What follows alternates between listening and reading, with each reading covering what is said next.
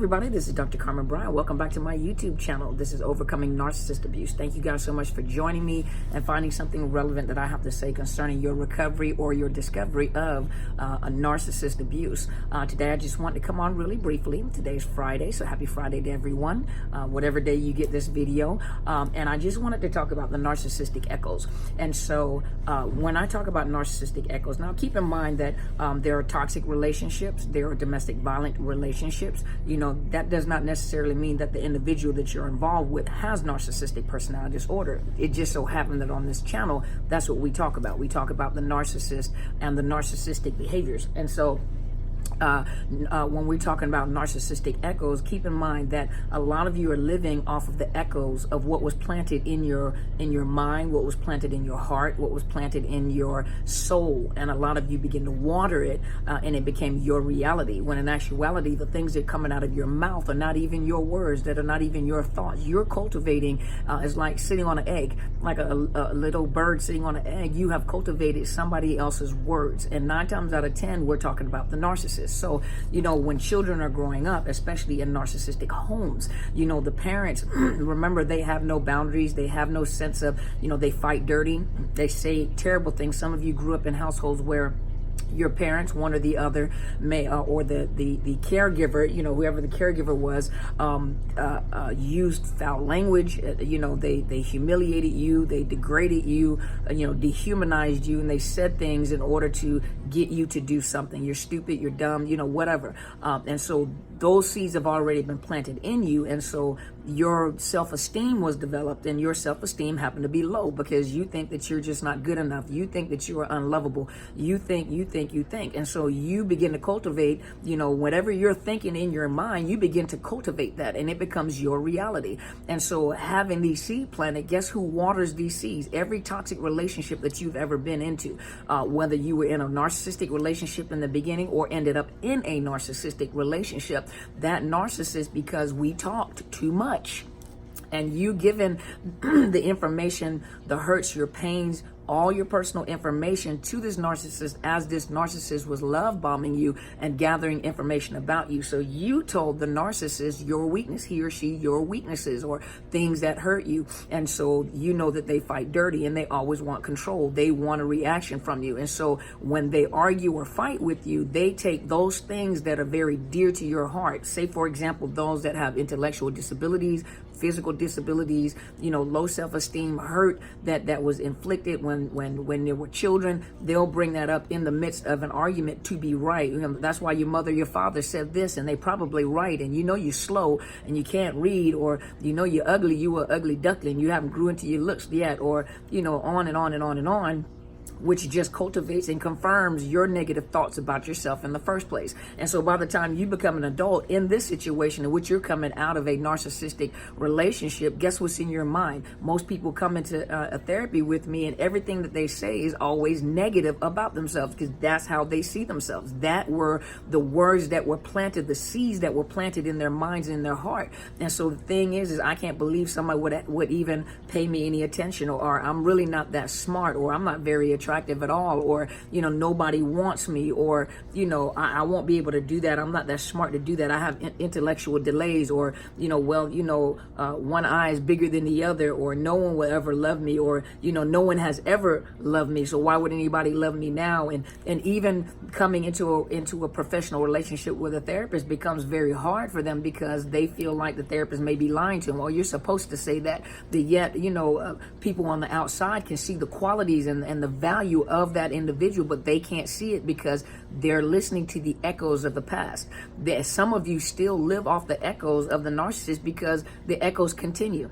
They say something, it continues, and that's how you some of you become triggered, because people will say things out of innocence, not realizing that's a trigger for you. Say things and it triggers you. Certain smells, certain looks, certain facial expressions. You know, you've been trauma bonded, and in those trauma bonds, it was a matter of power and control for you to be addicted. Remember, a narcissistic relationship is not a normal relationship. You know, even in relationships, there is no such thing as a perfect relationship. So in relationships, you're getting to know each other, you're learning each other's boundaries, you know what to do, what not to do, what to say, what not to say. That is a pet peeve of this individual. This is a pet peeve of this individual. And so you're learning each other out of respect. You may say something, it may take a little while out of habit, it may take a little while to break a habit, but they're sincere about, I really apologize, and they begin to change their behaviors. It may be a slow process if it's been a long habit, but you will start noticing change. But in a narcissistic relationship or toxic relationship in general, you'll notice that you can say something, they say sorry, and they do it again. And so you'll begin to realize this is a habit, this is a choice. And when a person is making a choice, they can care less about you. They're going to do what they want to do. They don't see another person in the relationship or an equal balance in a relationship. They don't care. And so when they're doing something over and over again, it's a habit, it's a choice. They want to do it. Not, I just can't help myself. I can't stop myself. I need help. Even when they go get help, they don't change their behaviors. They do the same thing over and over again. If a man or a woman cheats and they apologize, I made a mistake, it was a weak moment, let's go to counseling. Let's try to, work this out. I'll never do this again. I've learned my lesson. This has been horrible. I didn't realize how much I hurt you. And then they do what they do and they're consistent. I'm not even going to put myself in that position and talk to you, and you'll notice the change. That if you notice that I'm sorry, I truly apologize, please forgive me, means that I'm going to change. That means that I'm sorry, I'm not going to do this again, I'm going to change. That if the person continues to do the same thing, it's a choice. They're making a choice to do it. If someone puts their hand on you, whether it's male or female, because females can be abusive too, and they put their hands on you and they say, well, I was drunk and I didn't know what I was doing.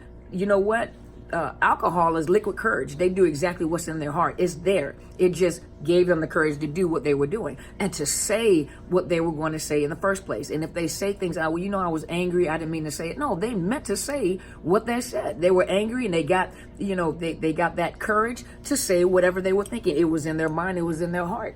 And so a lot of you are living off the echoes of the past, the echoes of what these abusers, even your parents, even caregivers, even brothers and sisters, you're living off of the echoes. And for you to have a low self-esteem, sometimes you have to go back and look and see, where did that come from? I wasn't, you crave attention. Parents didn't give you attention, especially if you had toxic or narcissistic parents. They were all about themselves. They were not all about you. And a lot of you ended up parenting your own parents, and so you wanted a mother or a father that loved you. You wanted someone to affirm you. You wanted someone to tell you that you were pretty or that you had value, that you're smart, you can do this.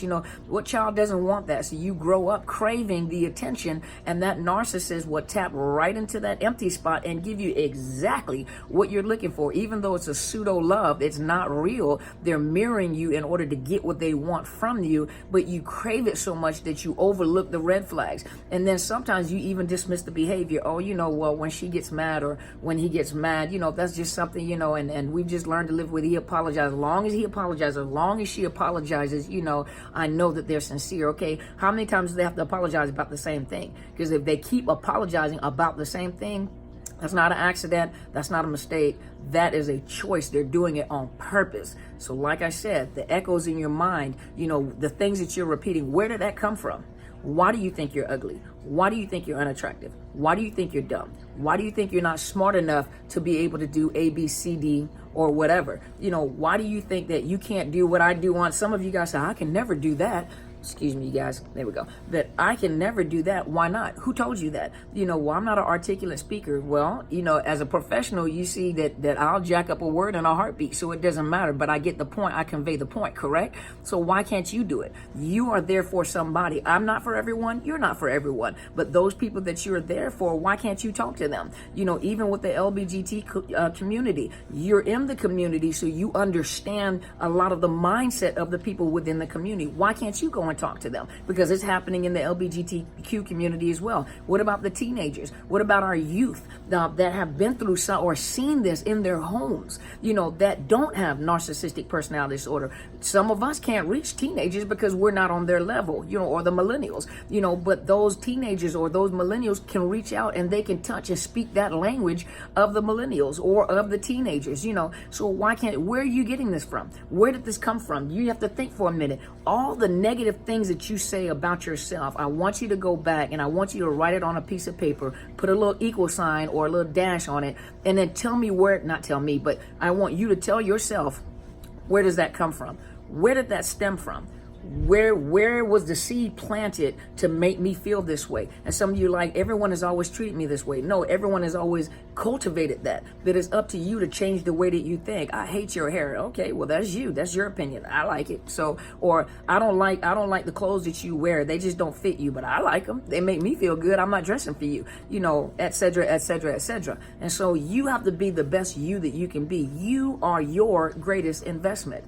You are your greatest investment. It doesn't matter what other people think. You know, I mean, well, it makes sense if you work in certain, you know, jobs, or you hold certain careers. There's certain presentation about yourself. It doesn't look good for you to be in a law firm and you're grilled out with gold in your mouth and your hair is spiked with purple hair. No one's going to take you serious. You have to look at the fields that you're in. So let's be realistic. You know, the fields that you're entering in, there's certain dress requirement or certain ways that you present yourself as a professional, you know, but you have to feel free to be in your skin. You have to feel good about being in your own skin. Some of you guys don't feel good about being in your own skin because you keep reciting the echoes. You keep reciting the echoes of negative verbiage that has been planted into your heart, your soul, and your mind. So write down, you know, what you think about yourself. I'm ugly. I'm useless. I can't find a job. I can't do this. I can't do this. I can't go back to school. I'm too dumb. Where does that come from?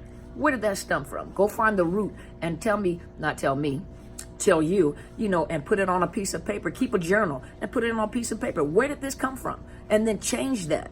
Change that. Some of you guys need to go and get your hair done, get your face done, get your feet done, do something, get a massage to feel good about yourself. When you begin to feel good about yourself and you begin to invest in yourself, I'm telling you, you are your greatest investment. So hopefully that has answered some questions and hopefully that made you feel a little better. You know, your self-esteem is a little better today, you know, because you're starting off going into the weekend, and I hope that each one of you have a great weekend. Thank you for all the emails. Thank you for the encouraging words. Let me know that this is really helping you. That is what gives me my motivation to keep going, to help you guys, and to you know, some of the comments I can tell you're smiling. So that makes me feel good. So if you haven't already, please subscribe to my YouTube channel. It is Dr. Carmen Bryant, Overcoming Narcissist Abuse. Hit the bell so you know whenever I upload videos, Tuesday through Friday. Sometimes I can't come on Tuesdays because I'm just starting my work day, and then I come on live on Sundays between 8 and 9 o'clock Pacific Standard Time. We have a guest coming tonight actually, so there's a possibility I may not be able to come on live on Sunday, but I will let you guys know, and I'll leave a video for you to let you know and just to encourage you to start your week if I can't. Also, I have a Facebook page, which is Overcoming Narcissist Abuse, which is my book, Unmasking the Illusion of Perfection. You can find it on Barnes & Nobles or Amazon. You can either download an ebook or Kindle, or you can purchase the book. It's a nominal fee, not very expensive, and it's stories of narcissist abuse. So we talk about it all the time, that you can see it played out in the book. Then my professional Facebook page, which is Psychological Health Consultants and Services. And once again, thank you guys so much. Look at underneath the YouTube video. You can find the links to my PayPal and my Cash App for those that have been asking if you want to donate. Thank you so much. I'm honored. Also, if you guys are seeking counseling, you can find professional counselors, licensed counselors globally, you know, all around the world. If you go to this site, it's called betterhelp.com/Dr. Carmen. That is your code, and it's a small fee for you to find professional help. You fill out the paperwork. Don't look for a person that specializes in narcissist abuse. Find a person that specializes in trauma, psychological abuse, you know, that understands domestic violence and the effects of psychological abuse, because that's what it actually is. We just happen to be talking about people that are abusers and are committing domestic violence that have narcissistic personality disorder. You know, it's very unique because everything is very calculated in what they do, and it's not a normal relationship. Also, you guys be aware, we have people that are coming on, you know, just look at the links underneath you have people that are coming on that are telling you guys to contact so-and-so. You can hack the individual's phone to see if they're cheating. Don't fall for that. Those are hackers. Those are spammers, you know, and if you see it, let me know so that I can go and block them and report them. But there are some people that are spamming my channel and other people's channel, and they'll tell you, you know, they make it sound really good, like they're a part of the game, and then you can contact this individual call and they can hack the person's phone, or they can spam, they're spamming. So let me know and I will make sure it's taken care of. So once again, thank you guys. Make sure you also go check out my mentors YouTube channel is Helen Sadler, Destiny Helper. Make sure you support her for those that are asking questions in reference to spiritual and biblical questions concerning narcissist abuse. And once again, you guys have a awesome weekend. Thank you guys for your support. You know I love you guys, and you guys go be great.